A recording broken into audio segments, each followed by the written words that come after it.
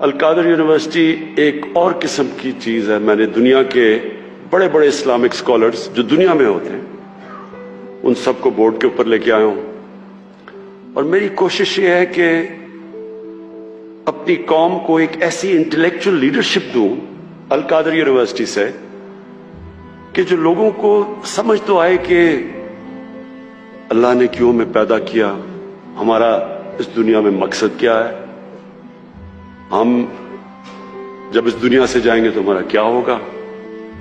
یہ صرف اور صرف اللہ نے جتنے بھی پیغمبر بھیجے تھے ان کا مقصد ہی یہ تھا کہ انسانوں کو یہ بتائیں. سب پیغمبروں کا یہی مقصد تھا. تو انسان اور جانور میں کیا فرق ہے؟ جانور بھی آتا ہے، بچے پیدا کرتا ہے، کھاتا پیتا ہے، مر جاتا ہے. تو اگر انسان بھی پیسہ بنائے، بچے پیدا کرے، اپنے لیے کھائے پیے اور مر جائے تو اس میں اور جانور میں زیادہ فرق نہیں ہے. انسان اشرف المخلوقات ہے، اللہ کی سب سے عظیم مخلوق. فرشتوں کو اللہ نے کہا کہ اس کے سامنے جھکو، اور شیطان کو اللہ نے اس کو یعنی جو اس کو کنڈیم کیا، وہ کیا اس لیے کہ اس میں تکبر تھا. وہ کہتا میں انسان سے زیادہ سپیریئر ہوں. لیکن اللہ نے کہا کہ میں نے انسان میں وہ صلاحیتیں دی ہیں جو تمہیں بھی نہیں پتا اور تمہیں بھی نہیں دی. کہنے کا مقصد یہ ہے کہ انسان ایک بہت اللہ نے اپنی سب سے ہمیں عظیم مخلوق بنایا. تو جب تک انسان اپنا دنیا میں مقصد نہیں سمجھتا، دنیا میں آپ دیکھیں افراتفری مچی ہوئی ہے، لالچ ہے، پیسے کے پیچھے بھاگ رہے ہیں کہ جیسے پیسے سے خوشی آ جائے گی. ایک نیو یارک ٹائمز سے میں نے پڑھا ایک دفعہ، ایک 50 سال آدمی نیو یارک کے اندر ٹاپ سائیکارٹرسٹ تھا.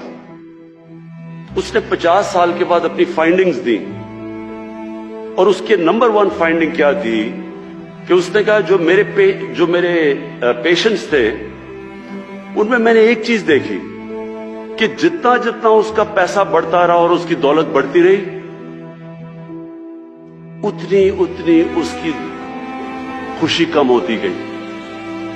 انورس ریلیشن شپ تھی پیسے کی اور خوشی کی. اب میں کہنا نہیں چاہتا لیکن ہمارے بھی ہیں. اب دیکھیں کہ وہ اتنے بڑے بڑے یہاں اربوں پتی بیٹھے ہوئے ہیں. آپ یقین کریں میں آپ کو لکھ کے دیتا ہوں کہ ان کو پتہ ہی نہیں کہ ان کے پاس کتنا پیسہ ہے. 30 سال میں اس ملک کا پیسہ چوری کیا، ان کو پتہ ہی نہیں ہے کتنا پیسہ. لیکن اللہ قرآن میں کہتا ہے کہ میری زمین پہ نکل کے دیکھو، ہر جگہ میرے اشارے ہیں، ہر جگہ میں سبق دیتا ہوں تمہیں. تو ان کو دیکھو کہ لعنت ایسے پیسے کی. بچے بھی جھوٹ بول رہے ہیں، وہ بھی جھوٹ بول رہے ہیں، کبھی ہسپتال میں جا رہے ہیں، کبھی جیل میں جا رہے ہیں. یہ ہمارے لیے عبرتناک چیز ہے. یہ پیسہ خوشی نہیں دیتا. خوشی اس کو ملتی ہے جو آپ 5 وقت کی نماز میں اللہ سے ایک چیز ہی مانگتے ہیں کہ اللہ مجھے ان کے راستے پہ لگا جن کو تو نے نعمتیں بخشیں، ان کے نہیں جو اپنی تباہی کے راستے پہ نکل گئے. یہ سارا وقت آپ کی زندگی کے اندر یہ 2 راستے آئیں گے، اور ایک خوشی کا راستہ ہے اور ایک آپ کی تباہی کا راستہ ہے.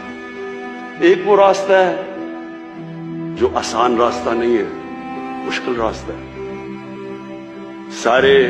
سب سے زیادہ نعمتیں تو اللہ نے اپنے پیغمبروں کو بخشی، لیکن اللہ کے پیغمبروں کی کسی کی بھی آسان زندگی نہیں تھی، سب کی مشکل زندگیاں تھیں.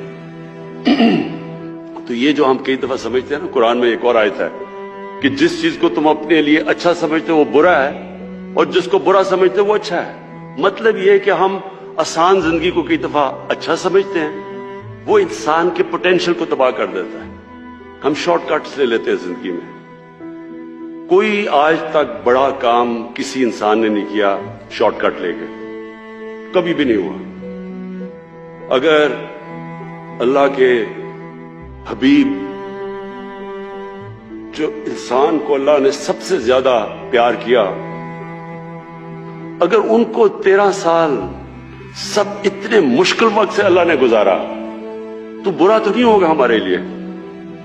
اللہ نے ثابت کیا کہ جب وہ دنیا کی تاریخ کے سب سے گریٹسٹ لیڈر بنے تو 13 سال ان کو سب سے مشکل وقت سے گزارا.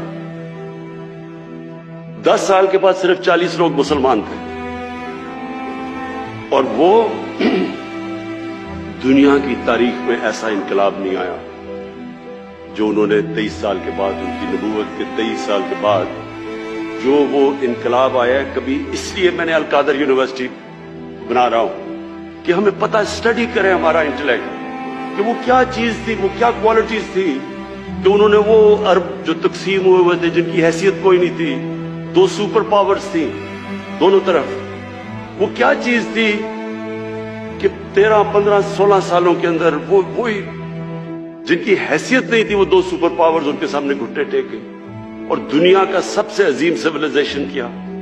صرف یہ نہیں کہ وہ دنیا میں ساری جگہ چلے گئے اور ان کی فوجیں کامیاب ہو گئی، وہ تو منگولین کی جو چنگیز خان کی فوجیں تھیں وہ بھی سب سے تیزی سے کامیاب ہو گئی، لیکن 100 سال کے بعد پتہ ہی نہیں کہ منگولین کدھر گئے، منگولین سویلائزیشن کا ہی نہیں پتا. انہوں نے تو وہ سویلائزیشن قائم کیا جو سب سے عظیم سویلائزیشن تھا اور جس کی وجہ سے اگر یورپ آج اور ویسٹ آگے بڑھا ہے تو وہ سویلائزیشن نے جو نالج کو ڈیولپ کیا اور پھر آگے ان کے سائنٹسٹ مسلمانوں نے آگے چھوڑا. یہ کہنے کا مقصد یہ ہے کہ ایک یونیورسٹی ہے جو کہ انشاءاللہ نالج سٹی بنے گی، یہ تو گورنمنٹ میں نہیں نا، یہ تو میں نے گورنمنٹ کے باہر بنائی ہے. اور دوسری جو یونیورسٹی ہے وہ انشاءاللہ جو علامہ اقبال نے جو ایک کتاب لکھی تھی کہ the reconstruction of religious thought in Islam, کہ اسلام کے تھاٹ کو ڈیولپ کریں، ہمارے انٹلیکچوئلز آئیں، وہ بتائیں کہ یہ ملک بنا کیوں تھا. اگر یہی ملک بننا تھا کہ جی ٹاٹا برلا کی جگہ یہاں شریف اور زرداریوں نے امیر ہونا تھا تو اس کا مقصد کوئی نہیں تھا. علامہ اقبال کا بڑا واضح تھا کہ یہ ملک ایک دنیا کے لیے مثال بنے گا کہ اصل میں اسلام کیا ہے، اور وہ انشاءاللہ ہم یہاں ڈیولپ کریں گے. یونیورسٹیز کے اندر بھی میں نے کہا کہ ضرور ہمیں ایک سے شروع کریں گے، ابھی ہم سرگودا یونیورسٹی سے شروع کر رہے ہیں، PhD کلاسز ہوں اور پھر باقی یونیورسٹیز کے اندر ضرور ایک کلاس ہو جو ڈیولپ کرے کہ ہمیں انسان بنائے. ٹیکنالوجی اور ٹیکنیکل ایجوکیشن بہت ضروری ہے، لیکن اس کے ساتھ ساتھ ٹیکنالوجی اور ٹیکنیکل ایجوکیشن تو ہمیں آگے لے کے جائے گا.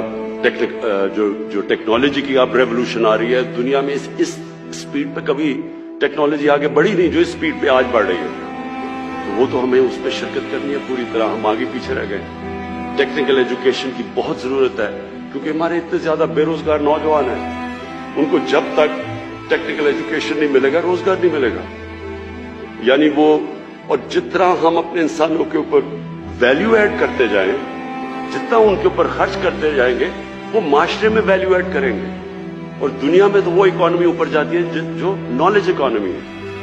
تو ہمارے ملک میں یہ بہت بڑی ہم نے غلطی کی کہ ہم نے نہ ٹیکنالوجی کے اوپر، نہ اپنی ہائر ایجوکیشن پہ، نہ ٹیکنیکل ایجوکیشن پہ اتنا زور لگایا.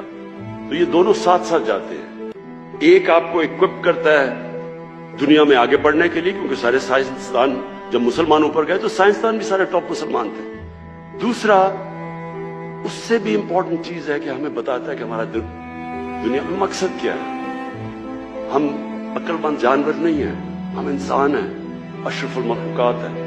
تو یونیورسٹی ایجوکیشن کا بہت بڑا امپیکٹ پڑتا ہے سوسائٹی پہ.